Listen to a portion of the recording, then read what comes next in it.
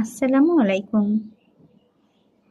Tips সহ clay আর্টের এই ভিডিওতে আপনাদের বলবো সহজভাবে কিভাবে ক্লে দিয়ে আর্ট করা যায়। এক্ষেত্রে আমি কাঠের ফ্রেমের উপরে কাগজ দিয়ে প্রথমে পেঁচিয়ে নিয়েছি, এরপরে বিভিন্ন ফুল তৈরি করে সেগুলো আঠা দিয়ে লাগিয়ে দিয়েছি।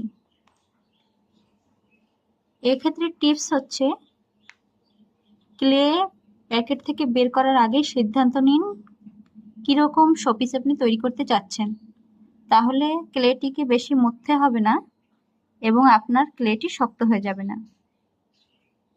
দ্বিতীয় টিপস হচ্ছে, যদি আপনি কাগজ বা এরকম কোনো কিছু ব্যবহার করেন তাহলে আপনার বাড়তি আঠা দিয়ে ক্লেটি লাগাতে হবে না।